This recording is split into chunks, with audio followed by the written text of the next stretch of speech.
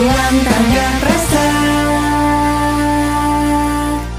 Selamat datang di Ruang Tangga Prasa. Apa rasamu terhadap rasaku Season 2. Podcast ini dipersembahkan oleh Komisi Nasional Hak Asasi Manusia. Halo Happy Humans, apa kabar kamu semua? Udah lama ya, long time no see atau long time no hear suara aku, karena aku 3 bulan cuti panjang. Dan semoga dimanapun kamu berada, kapanpun kamu mendengarkan ini, selalu dalam keadaan baik dan sehat. Gimana nih Den? Hari ini kita tuh ada tema yang seru juga sih, karena anak muda tuh ya biasanya selain kreativitas, semangat, apalagi semangat ini nih, itu erat banget hubungannya sama olahraga. Tapi kan kita nih tanggap rasa, selalu ngomonginnya soal menanggapi rasa atau hak asasi manusia. Jadi kalau podcast ini kita ngomongin olahraga tuh hubungannya apa ya Den? Jangan salah Bex. Kalau tanya hubungannya nanti mungkin tanya narasumbernya aja. Tapi dikit-dikit nih aku pernah baca ya.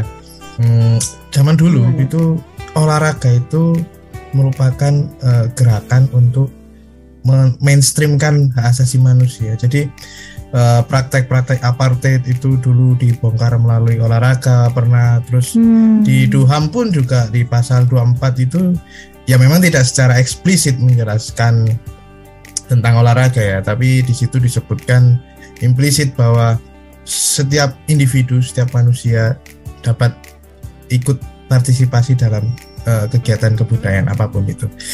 Dan olahraga kan salah satu budaya ini ya, salah satu budaya gitu ya. Jadi banyak gerakan-gerakan yang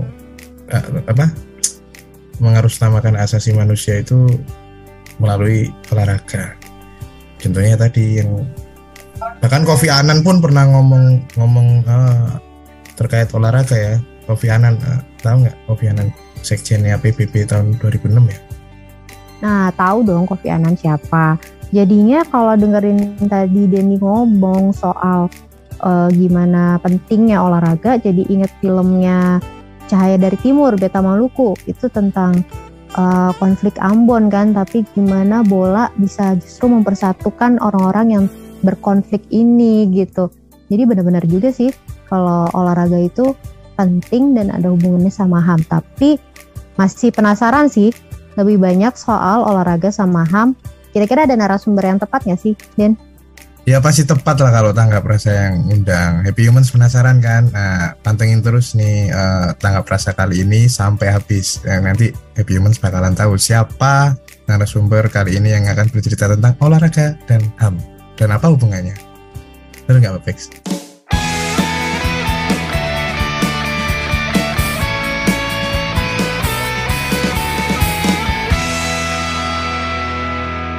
Nah, itu dia Happy Humans. Sekarang kita sudah ada tamu istimewa yang tadi dibilang sama Mas Dendi, yaitu PLT Kepala Biro Dukungan Pemajuan HAM dari Komnas HAM. Halo Mas Mimin, apa kabar?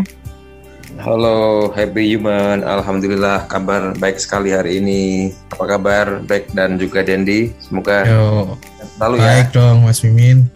Mantap udah. Dan kita terus rajin olahraga. Sip. Mudah-mudahan. Nah, tadi kan kita ngobrolin tuh Mas Mimin soal olahraga. Kayaknya hubungannya jauh apa deket nggak sih sama hak asasi manusia itu? Ya, terima kasih. Jadi tentu kalau kita bicara tentang olahraga atau sport itu sangat erat ya dengan hak asasi manusia. Karena apa? Karena olahraga itu bagian dari, pertama kalau kita lihat dari norma-norma hak asasi manusia itu bagian dari hak berekspresi. Ya, jadi hak berekspresi dari setiap orang untuk melakukan berbagai bentuk ini ya, exercise olahraga berbagai jenis ya, sepak bola, bola voli, badminton, renang dan sebagainya.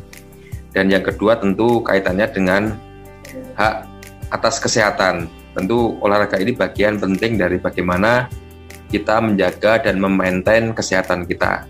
Nah, untuk memastikan bahwa kita sehat secara jasmani dan juga rohani.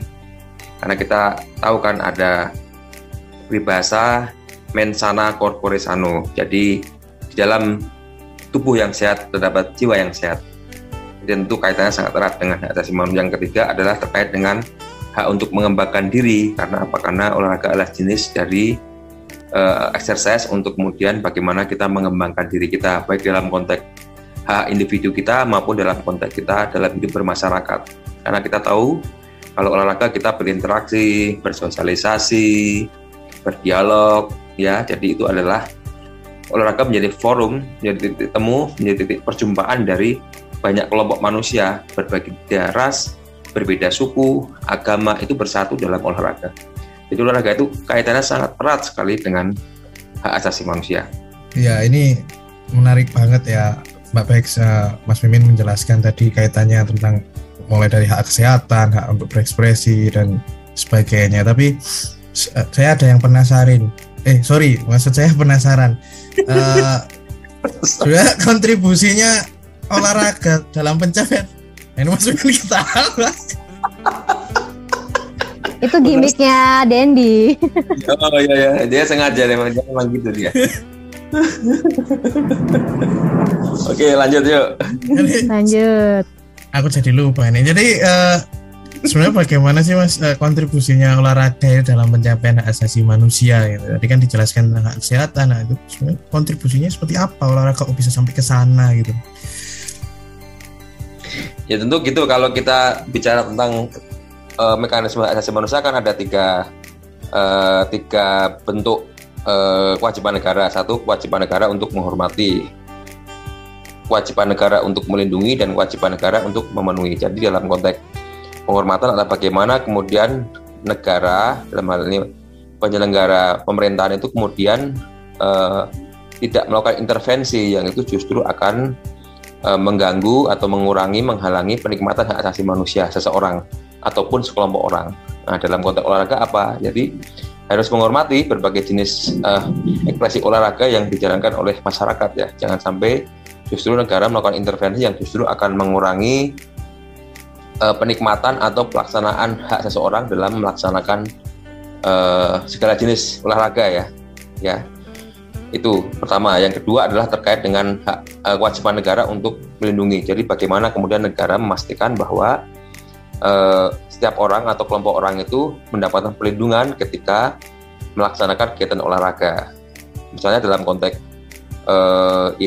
dalam konteks sepak bola. Jadi negara harus hadir memastikan bagaimana kemudian ketika masyarakat itu menonton sepak bola, ketika pemain itu bermain sepak bola itu mendapatkan perlindungan dari negara, sehingga mereka baik itu supporter maupun juga para pemain dan berikut juga ofisialnya itu merasa aman dan nyaman dalam melaksanakan kegiatan tersebut, dalam hal ini sepak bola.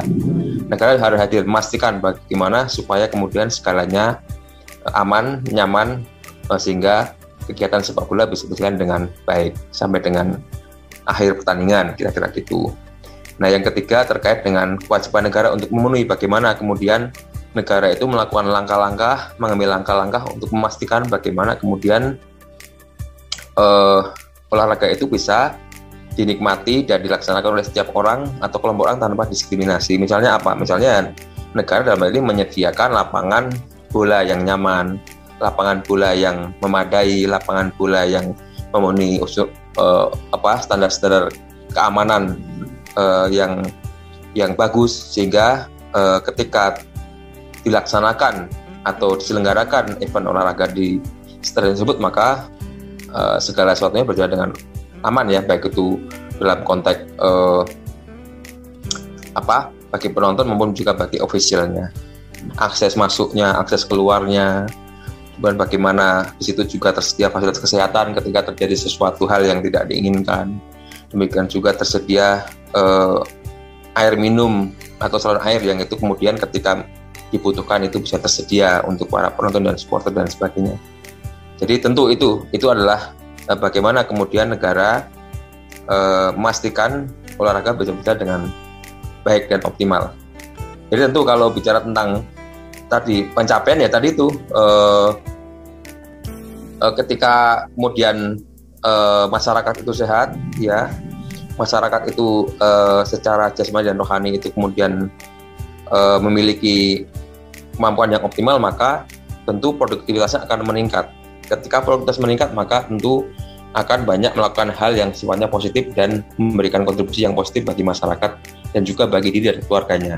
Nah, ketika itu terjadi, maka kemudian tercapailah situasi di mana kehidupan menjadi lebih baik ya, dari sisi ketika dia sehat, dia akan mampu bekerja dengan maksimal. Ketika dia bekerja akan mendapatkan pendapatan yang bagus untuk hidup secara layak.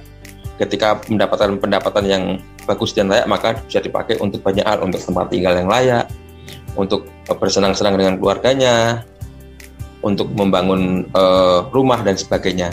Jadi tentu kita tahu bahwa hak asasi manusia itu saling terkait dan saling tergantung sama yang lain. Pemenuhan hak asasi itu akan mempengaruhi pemenuhan yang hak lain. Jadi dalam konteks itulah maka olahraga menemukan titik temu yang sangat kuat dengan hak asasi manusia. Itu kira-kira, Bung Dendi. Ini kayaknya nyambung ke pertanyaanku selanjutnya sih Mas Mimin. Jadi kalau memang pemerintah harus memenuhi hal-hal tersebut, berarti ada kemungkinan bisa ada pelanggaran HAM ketika tidak dipenuhi ya? Iya, tentu bisa terjadi ketika memang ada suatu peristiwa di mana kemudian negara tidak mampu ataupun kemudian negara juga lalai atau negara membiarkan masyarakat kemudian misalnya tidak mendapatkan akses atas berbagai sarana dan prasarana untuk melaksanakan atau menikmati olahraga tersebut. Ya, tentu di situ menjadi penting kemudian bahwa negara harusnya memastikan itu. Kalau kemudian sarana dan prasarana untuk melaksanakan olahraga itu tidak memenuhi syarat, ya saya kira itu akan membahayakan hak asasi manusia, terutama hak atas rasa aman dan hak untuk hidup ya, misalnya seperti itu. Jadi ketika misalnya dalam katakanlah ada suatu event olahraga sepak bola yang kemudian itu akan menarik perhatian banyak orang untuk hadir, akan menarik banyak supporter untuk datang, membawa serta keluarganya dan juga kelompoknya, maka tentu negara harus memastikan bagaimana kemudian event tersebut berlangsung dengan lancar ya, memastikan keamanannya, memastikan kenyamanannya dan sebagainya. Nah, ketika itu tidak terjadi, maka bisa jadi terjadi pelanggaran hak asasi manusia karena kemudian negara gagal dalam menyediakan atau memfasilitasi suatu event yang kemudian itu tidak bisa berjalan dengan baik sesuai dengan prinsip hak asasi manusia. Nah, wah ini saya lebih penasaran lagi nih. Untuk melaksanakan itu semua, Mas Mimin, pasti ada tantangannya. Kalau dalam sudut pandang Mas Mimin nih, tantangannya apa aja sih? Dan caranya untuk mengatasinya, kalau Mas Mimin punya ini ya, saran gitu atau solusi untuk ya yang memiliki tantangan tadi itu, mungkin bisa di-share juga di sini, Mas Mimin. Ya, jadi begini, jadi kan saya sampaikan tadi kan bentuk kewajiban negara itu ada 3 ya, penghormatan, pelindungan, dan pemenuhan. Dalam bentuk penghormatan sebenarnya itu adalah kewajiban negatif dari negara supaya kemudian malah justru tidak mengganggu penikmatan hak seseorang untuk melaksanakan atau menikmati olahraga. Katakanlah begini, suatu wilayah itu diwajibkan ada 30% wilayah untuk resapan. Nah, 30% wilayah untuk resapan itu diantaranya dipakai untuk jalur hijau, di mana biasanya itu dipakai untuk sarana olahraga ya, untuk track, untuk untuk lari-lari, untuk kemudian juga untuk sarana untuk berkumpul dengan keluarga. Jadi intinya negara justru jangan melakukan tindakan yang justru akan mengurangi hak masyarakat untuk mendapatkan sarana yang itu bisa dipakai untuk dirinya dan keluarganya atau kelompoknya untuk melaksanakan. Misalnya justru malah mengurangi wilayah resapan itu, sehingga kemudian kesempatan atau hak warga negara atau setiap orang untuk menggunakan sarana tersebut untuk berolahraga menjadi tidak ada. Berarti kan negara kemudian gagal untuk menghormati, gitu kira-kira gitu. Yang kedua adalah kewajiban tadi untuk melindungi dan memenuhi. Jadi bagaimana kemudian negara memastikan itu tadi sarana dan prasarana itu disediakan dan dibangun supaya setiap warga negara itu mampu untuk melaksanakan ataupun mampu dan bisa menikmati olahraga secara layak dan aman. Kira-kira gitu. Tentu tantangannya ada banyak karena kalau kita bicara olahraga tentu tidak lepas dari bisnis ya. Bisnis, karena kita tahu kalau kita bicara misalnya industri olahraga, maka yang paling besar diantaranya industri olahraga sepak bola. Karena apa? Karena itu adalah satu jenis olahraga yang paling terpopuler di muka bumi ini, paling banyak supporternya, paling banyak yang suka, dan juga tentu paling banyak orang yang berkepentingan, paling banyak pihak yang berkepentingan, termasuk di situ banyak sekali perputaran uang di bisnis atau industri sepak bola. Maka dengan demikian tentu negara juga perlu mengatur bagaimana, tidak hanya mengatur bagaimana atau menjamin bagaimana setiap warga negara, setiap orang itu mendapatkan haknya untuk berolahraga secara baik ataupun menikmati olahraga secara aman, tapi juga bagaimana menjamin para pelaku bisnis atau pelaku usaha yang memang mereka mencari keuntungan dari industri sepak bola itu misalnya, itu kemudian juga akuntabel. Jangan sampai justru karena untuk kepentingan bisnis, untuk mencari keuntungan, kemudian mereka mengabaikan aspek keselamatan, safety, mengabaikan aspek-aspek perlindungan bagi kelompok-kelompok rentan. Karena kalau kita bicara tentang olahraga, misalnya sepak bola, tentu itu adalah olahraga untuk semua. Semuanya bisa hadir, tidak bisa kemudian misalnya olahraga yang hadir hanya laki-laki, kan nggak bisa. Yang hadir harus orang dewasa, kan nggak bisa. Karena tentu semuanya bisa hadir dan bisa menikmati, baik itu laki-laki, perempuan, baik itu anak-anak, balita, sampai orang dewasa, sampai lansia. Masyarakat difabel pun punya hak untuk menikmati olahraga. Dengan karakter dan diversity dari para fan dan para supporter olahraga tersebut, maka kemudian negara harus memastikan bahwa kemudian mereka terlindungi, gitu loh. Jangan sampai mereka justru tidak mendapatkan perlindungan yang layak untuk menikmati olahraga atau mendapatkan akses atas olahraga yang aman bagi mereka. Nah, tentu negara harus mengatur bagaimana bisnis ini punya akuntabilitas. Katakanlah kalau dalam konteks pertandingan sepak bola, maka harus memastikan bahwa pebisnis ini atau pelaku usaha di bidang olahraga, misalnya sepak bola ini, kemudian memastikan stadionnya layak dipakai. Stadionnya itu memenuhi syarat-syarat untuk pertandingan yang aman dan nyaman, ya. Kemudian juga harus memastikan bagaimana perlindungan bagi kelompok-kelompok rentan, baik itu wanita, baik itu lansia, baik itu anak-anak, baik itu difabel. Tentu akan sangat baik kalau kemudian berbagai bangunan untuk olahraga itu, stadion itu menyediakan juga akses yang bagi penyandang disabilitas, sehingga mereka juga punya akses dan hak untuk menikmati olahraga yang aman dan nyaman.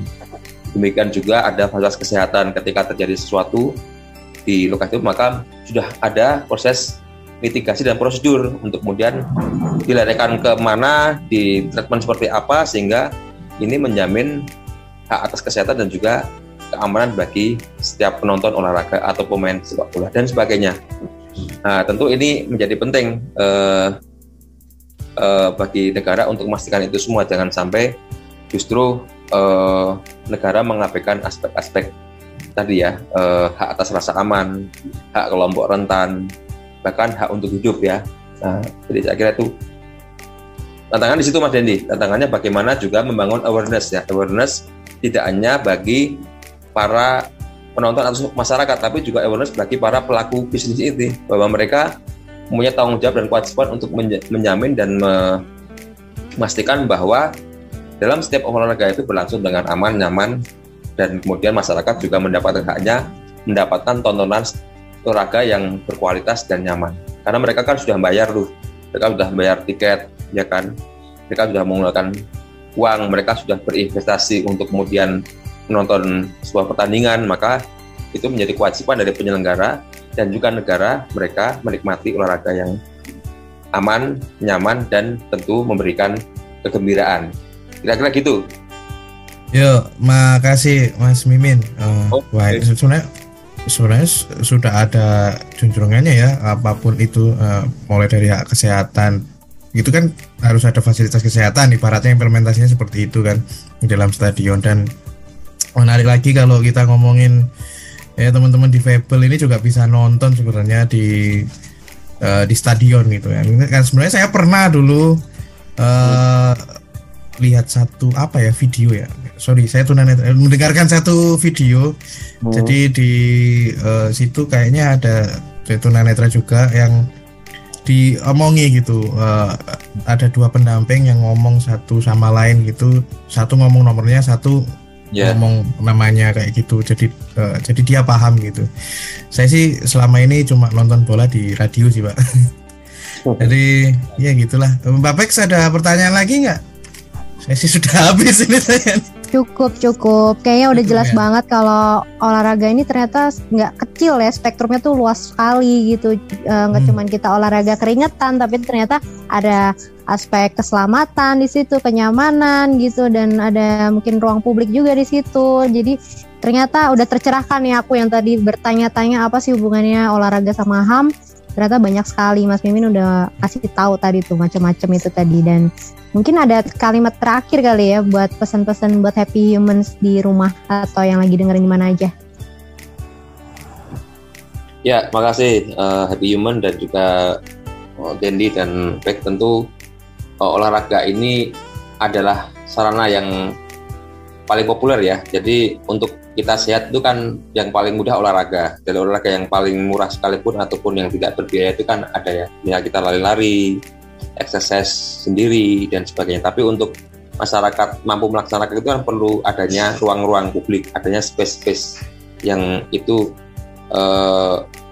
menjadi tanggung jawab negara untuk menyediakan. Misalnya ada taman kota, ada ruang terbuka hijau dan sebagainya. Nah, di mana kemudian hal itu sulit ditemui atau dinikmati oleh masyarakat di perkotaan. Jadi ini yang harus menjadi tanggung jawab negara, bagaimana negara menyediakan ruang terbuka hijau ataupun ruang bersama ya, untuk memastikan kemudian olahraga itu bisa dilaksanakan oleh masyarakat siapapun itu, baik itu masyarakat kelompok sosial miskin, ekonomi menengah maupun atas. Jadi semua orang punya hak yang sama untuk menikmati sarana dan prasarana olahraga yang disediakan oleh pemerintah. Dan itu juga harus inklusif dan juga menyediakan akses bagi teman-teman dengan disabilitas. Nah, yang kedua tentu terkait dengan tingkatan yang lebih tinggi, yaitu olahraga yang berbayar. Ya, saya bilang berbayar itu karena untuk menikmati olahraga tersebut orang harus bersedia dan mampu untuk membayar. Misalnya kita nonton sepak bola itu kan harus membayar ya. Baik itu kemudian kita nonton langsung di di stadion ataupun menonton langsung di televisi. Itu pun televisi itu kan sebenarnya kita juga membayar, karena untuk nonton televisi pun kita memerlukan adanya cost ya, baik itu listrik dan sebagainya. Nah, dalam konteks ini tentu negara punya kewajiban untuk memastikan bahwa ketika masyarakat itu menyaksikan atau menikmati sebuah event olahraga yang notabene mereka sudah mengeluarkan uang atau mengeluarkan sumber dayanya untuk menonton, itu harus memastikan bahwa itu bisa dilaksanakan secara aman dan nyaman, sehingga masyarakat akan mendapatkan hiburan dan juga masyarakat akan mendapatkan ruang bagi mereka untuk berinteraksi dengan masyarakat yang lain. Jadi ini penting sekali ya, jangan sampai kemudian masyarakat justru tidak mendapatkan itu ya, tidak mendapatkan akses ataupun hak untuk menikmati olahraga yang nyaman dan aman bagi mereka. Nah, tentu ini menjadi sangat penting bagi negara untuk bisa memastikan itu semua, karena tadi itu olahraga ini sangat erat berkaitan dengan hak asasi manusia ya, sebagai bentuk dari ekspresi setiap orang, sebagai bentuk dari masyarakat untuk mendapatkan atau memperoleh hak akses kesehatannya. Yang lain adalah hak setiap orang untuk mengembangkan dirinya, bahkan juga bagi teman-teman kelompok rentan dan kelompok penyandang disabilitas pun juga punya hak sama untuk bisa melaksanakan olahraga dan juga mereka menikmati olahraga yang aman, nyaman, dan menggembirakan. Nah, saya kira itu dari saya. Semoga negara Indonesia terus menjalankan kewajibannya untuk bisa menyediakan dan fasilitasi sarana olahraga yang itu ramah pada penyandang disabilitas, ramah pada kelompok rentan, tersedia bagi semua yang memang membutuhkan sarana prasarana untuk olahraga, termasuk bagaimana kemudian menjamin rasa aman, keamanan dan juga keselamatan bagi masyarakat yang menonton berbagai event olahraga di Indonesia, termasuk misalnya sepak bola. Saya kira gitu dari saya. Semoga memberikan manfaat yang singkat ini.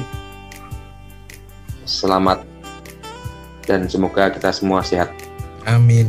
Amin ya rabbal alamin. Makasih Mas Mimin.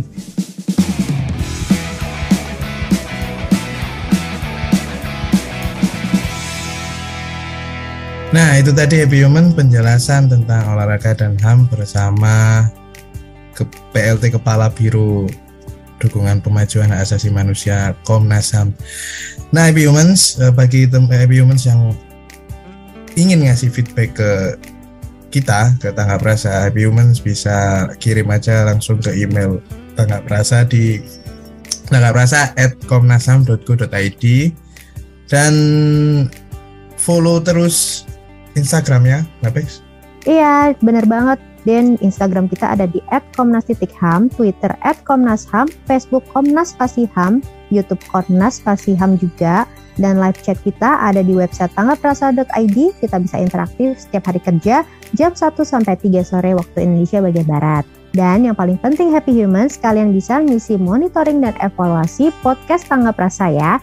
Dan linknya akan nanti dilampirkan. Bisa cek di caption kita juga. Happy Humans, sampai jumpa Rabu depan di jam yang sama, pukul 16.00 waktu Indonesia Barat. See you on the next episode. Bye-bye. Salam sehat semuanya. Yo, sehat-sehat.